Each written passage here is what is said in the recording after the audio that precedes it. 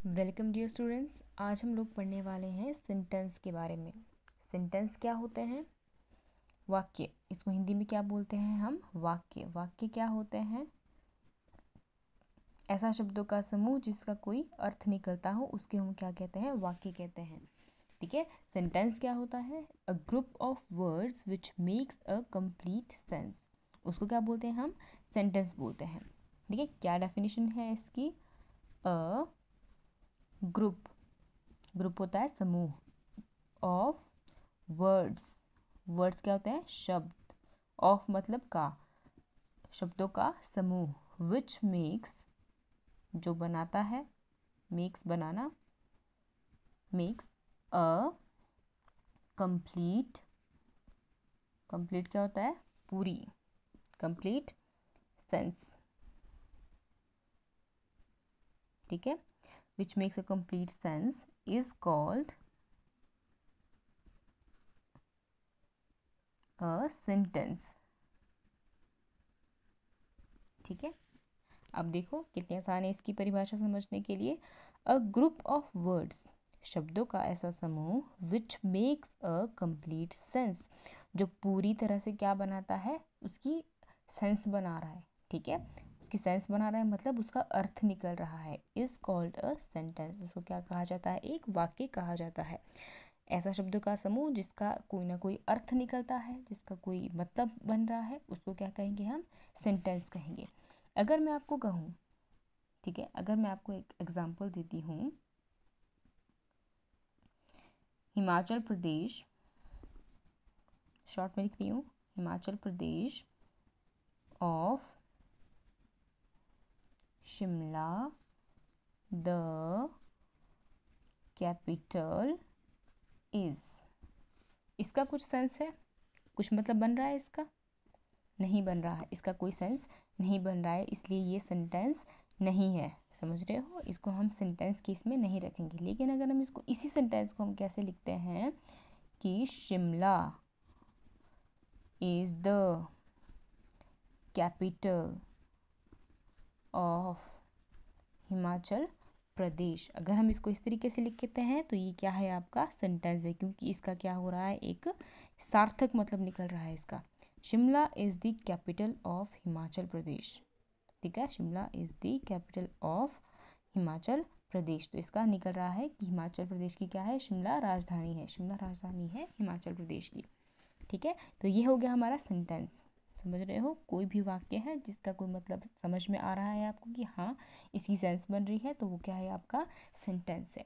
अब हम इसके इम्पोर्टेंट, बहुत इम्पोर्टेंट है ये चीज़, इसके हम पार्ट्स के बारे में करेंगे। कितने पार्ट होते हैं इसके? Parts of sentence. ठीक है। कितने होते हैं इसके पार्ट्स? इसके दो इम्पोर्टेंट पार्ट्स होते हैं। कौन कौन से होते हैं? सब्जेक्ट, दूसरा होता है प्रेडिकेट। ठीक है। Subject and predicate.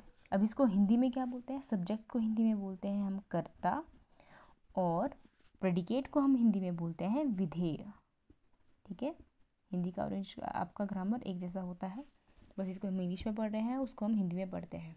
ठीक है। ये कर्ता है और ये विधेय है। अब देखिए क्या फ़र्क होता है। मैं दो कॉलम जैसे मैंने डिवाइड किया, यहाँ पे कॉलम ए और ये कॉलम बी। मैं आपको कुछ एग्जांपल देती हूँ, जैसे कि dogs are barking, dogs are barking. ठीक है। Dogs are barking. दूसरा एग्जांपल ले लेते हैं, गर्ल्स आर सिंगिंग। ठीक है। तो ये दो सेंटेंसेस जो हमने एग्जाम्पल के तौर पर लिए, वैसे आपको समझ तो आ गया है ये देखकर, क्योंकि मैंने यहाँ लिखा है सब्जेक्ट, यहाँ लिखा है predicate, column A column B. तो हमें ये समझ में आ रहा है कि इस कॉलम में ये दोनों शब्द लिखे हैं, ये हमारे सब्जेक्ट हैं, ये हमारे कर्ता हैं, और इधर को क्या है? ये विधेय। ठीक है। प्रेडिकेट विधेय। तो ये वाले शब्द क्या है? हमारे प्रेडिकेट हैं।